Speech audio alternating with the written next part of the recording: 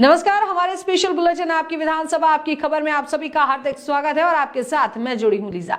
चलिए शुरू करते हैं खबरों का सिलसिला, लेकिन उससे पहले एक नजर हेडलाइंस पर। सीएम श्री भजनलाल शर्मा ने किया इंदिरा गांधी फीडर और हरिके बैराज का निरीक्षण। नहर प्रणाली को मजबूत करने की दिशा में सरकार का बड़ा कदम।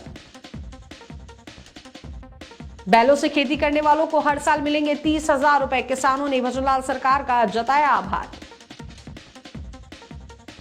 मुख्यमंत्री श्री भजनलाल शर्मा की अन्नपूर्णा रसोई योजना ला रही रंग। 8 रुपए में लोगों को मिल रहा भरपेट भोजन। मुख्यमंत्री श्री भजनलाल शर्मा के निर्देशों की हो रही पालना। गर्मियों में लोगों को राहत पहुंचाने के लिए विभिन्न जिलों में तैयारियों को लेकर हुई समीक्षा बैठक। तो चलिए बात करते हैं हम खबरों पर विस्तार से। मुख्यमंत्री श्री भजनलाल शर्मा ने हनुमानगढ़ का दौरा किया और पंजाब जाते समय Harike head, Mallewala head, Ballewala head, Bikaner canal, Firozpur feeder और इंदिरा गांधी नहर का हवाई निरीक्षण किया। इस दौरान उन्होंने इन सिंचाई परियोजनाओं की वर्तमान स्थिति और जल प्रवाह क्षमता का विस्तार से उन्होंने जांच की। मुख्यमंत्री के साथ जल संसाधन मंत्री श्री सुरेश रावत और अन्य वरिष्ठ अधिकारी भी मौके पर मौजूद रहे। पीएचईडी मंत्री श्री कन्हैयालाल चौधरी ने दौसा कलेक्ट्रेट सभागार में जिले की पेयजल योजनाओं की समीक्षा बैठक ली। मंत्री ने कहा कि गर्मी के मौसम को देखते हुए वह राज्य के सभी जिलों में जाकर अधिकारियों के साथ बैठक कर रहे हैं ताकि लोगों को उचित पेयजल आपूर्ति सुनिश्चित की जा सके। इस संबंध में अधिकारियों को आवश्यक दिशा निर्देश भी दिए जा रहे हैं। दौसा जिले में कहीं भी आने वाली गर्मी के अंदर जिस तरह से अनुमान लगाया जा रहा है कि लगभग 4 से 5 डिग्री टेम्परेचर बढ़ेगा, हम किसी भी कीमत में किसी भी व्यक्ति को पानी की दिक्कत नहीं आने देंगे। इसके लिए हमारी सरकार ने, भजनलाल जी की सरकार ने लगभग 150 करोड़ रुपए कंटिजेंसी के लिए सैंक्शन कर दिए हैं। कहीं भी कितने भी टैंकर डालने पड़े, सभी विधानसभा के अंदर जितने भी हमारे माननीय सदस्य हैं जिन्होंने जितनी रिक्वायरमेंट भेजी, पहले हमने बजट के अंदर 10 हैंडपम्प और 5 ट्यूबवेल दिए थे। बाकी मैंने अलग से माननीय मुख्यमंत्री से निवेदन करके इन्होंने 30-40 हैंडपम्प बताए हैं, हमने वो सैंक्शन दे दी। अगर 5 की जगह अगर 10 ट्यूबवेल भी इन्होंने दे रहे, वो भी हम सैंक्शन दे रहे हैं। जितनी भी पुरानी पाइपलाइन है जो ये प्रपोजल पे उनकी सारी सैंक्शन दे रहे हैं। इसके साथ साथ जिस तरह से पिछले वर्ष हमारे जिले कलेक्टर्स को सभी को 50 लाख रुपए हर जिले कलेक्टर को इमरजेंसी के लिए दिए थे। इस बार हमने उसको बढ़ा के 1 करोड़ रुपए का फंड दिया है। इसके साथ साथ जल जीवन मिशन जहाँ भी OTMP जो छोटी स्कीमें थी जहाँ पानी नहीं चल रहा, उसके लिए भी मैंने आज यहाँ बैठक के अंदर लोगों से उसकी सूची ली है। उसके लिए भी मैंने पाबंद किया कि एक स्कीम को देखते हुए उन पानी को चालू करें। साथ ही जितने भी जो पुराने सोर्स थे, बरसों पुराने सोर्स जो हमारे परंपरा जिसमें जो हमारे कुएँ बावड़ी जिनके अंदर हम बगैर देख रेख के, क्योंकि पानी हैंडपम्प से ट्यूबवेल से आगे उनमें से पानी निकालने के लोगों की जो पहले रस्सी से निकालते थे वो बंद पड़े थे, उनके लिए भी मैंने इनको डायरेक्शन दे दिया कि उनके प्रपोजल भेजो, उनकी साफ़ सफाई करेंगे, उनका मेंटेनेंस करेंगे, उनमें मोटरें लगाएंगे।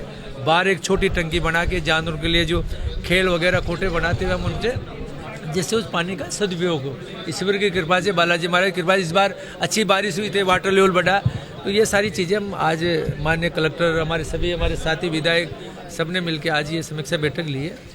ये हम पूरे राजस्थान के हर जिले में ले रहे हैं और वापस दोबारा मई अप्रैल के अंत में वापस दोबारा आके इसकी चर्चा करेंगे।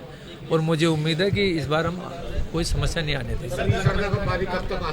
इस सरदा का काम वास्तव में हमें साल भर पहले कंप्लीट हो जाना चाहिए था। बाकी कई कारणों से, फॉरेस्ट की वजह से, NH के वजह से और सिंचाई विभाग के कॉन्ट्रैक्टर को डैम लेट बनाने की वजह से हम नहीं आ पाए। बाकी हमें पूर्ण उम्मीद है कि इस बार जिस तरह से मैंने अधिकारियों को टारगेट दिया है, जून तक हर कंडीशन में हम फॉरेस्ट के जो हिंड्रेंस उसको भी दूर करेंगे, NH के जहाँ पे दिक्कत है उसको भी दूर करेंगे और हम जून तक हर कंडीशन में PHD का काम करते हुए सिंचाई विभाग के हमने अधिकारियों से बात करी, वो भी हम कोशिश करेंगे इस बार डैम का अंदर बरसात में पानी रोक ले।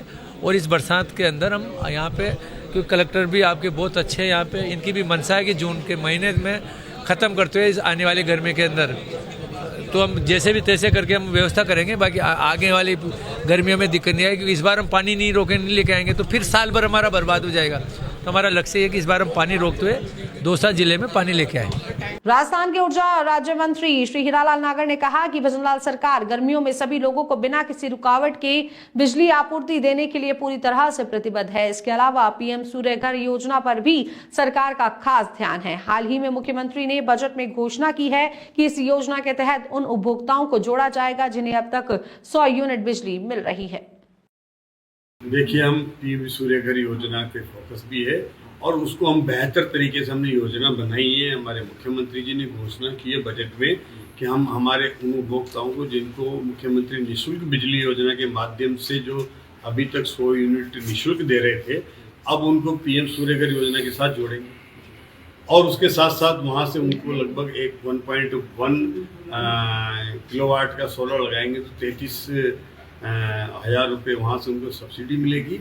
17,000 रुपये हमारी सरकार के माध्यम से डिस्कॉम के माध्यम से उनको हम लोन उपलब्ध कराएंगे, जिससे वो 1.1 मेगावाट का सोलर अपने घर पे लगा सके, जिससे उसको रोजाना 5 यूनिट बिजली बनेगी और 150 यूनिट बिजली पर माह उसको फ्री मिल पाएगी। इसकी योजना बनाई है और ऐसे उपभोक्ता जिनके घरों पर सोलर नहीं लग सकता, उनके अगर छत नहीं है, उनके लिए भी हमने एक सामुदायिक एक योजना बना करके वहाँ जीएसएस के नज़दीक में एक सोलर लगाएंगे, जिससे उन सबको जोड़ेंगे।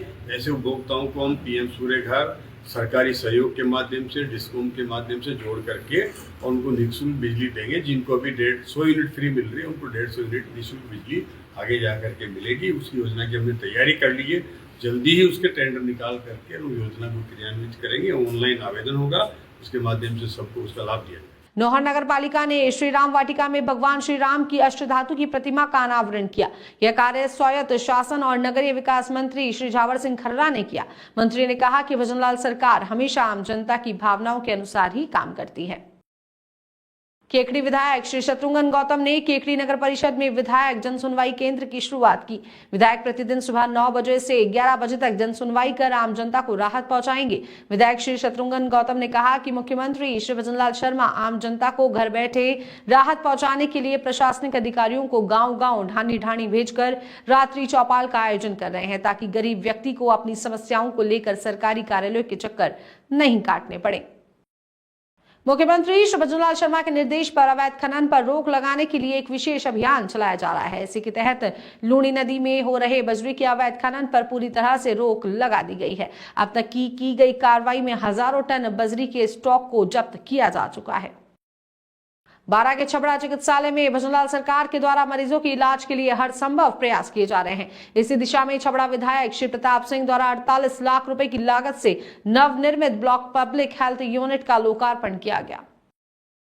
गंगापुर सिटी में नई कृषि मंडी तक पहुंच को आसान बनाने के लिए शहरी क्षेत्र की ट्रैफिक व्यवस्था को ध्यान में रखते हुए नया रास्ता बनाने की योजना बनाई गई है। इसको लेकर पूर्व विधायक श्री मान सिंह गुजर व सभापति श्री शिवरतन अग्रवाल ने प्रशासनिक अधिकारियों के साथ मिलकर लक्ष्मी नारायण मंदिर बाईपास रोड से नई कृषि मंडी तक जाने वाले रास्ते का दौरा किया। डूंगरपुर के जिला कलेक्टर श्री अंकित कुमार सिंह ने साप्ताहिक समीक्षा बैठक में हीट वेव की संभावना को देखते हुए सभी विभागों को पहले से ही तैयार रहने के निर्देश दिए। उन्होंने चिकित्सा विभाग और पेयजल विभाग को कहा कि अस्पतालों में कूलर, पंखे और एसी सही ढंग से काम कर रहे हैं। अगर कोई उपकरण खराब हो तो उसकी मरम्मत तुरंत करवाई जाए। राजस्थान में बढ़ती गर्मी को मद्देनजर रखते हुए जयपुर के नाहरगढ़ बायोलॉजिकल पार्क में वन्य जीवों को गर्मी से बचाने के लिए विशेष इंतजाम किए गए हैं। इसमें वन्य जीवों की डाइट में भी बदलाव किया गया है और वन्य जीवों के एंक्लोजर में डक्टिंग, कूलर और फव्वारे लगाए गए हैं। गर्मी में गर्मी के लिए इनके लिए टाटियाँ लगवाई गई हैं, रेन गन्स चलाई जा रही हैं, जिनसे कि पानी से मतलब वहाँ का वातावरण ठंडा रह सके। और जैसे ये भालू है, भालू के लिए जैसे खाने में भी परिवर्तन किया गया है, जैसे जिस तरह आइसक्रीम वगैरह का इन तरह का प्रबंधन किया गया है। और बाकी जो भी चिकित्सकीय सलाह अनुसार जो भी डॉक्टर प्रीफर करते हैं उसके अनुसार इनके डाइट प्लान में चेंजेस किया जाता है। शाकाहारी जीवों के लिए जैसे तरबूज है, ककड़ी है, खीरा है, जो एप्पल्स वगैरह हैं, इस तरह की डाइट प्लान जो डॉक्टर प्रीफर कर रहे हैं उसके अकॉर्डिंग उनको दिया जा रहा है। अब तक की खबरों में फिलहाल के लिए इतना ही। फिर होगी आप सभी से मुलाकात, तब तक के लिए मुझे दीजिए इजाजत। नमस्कार।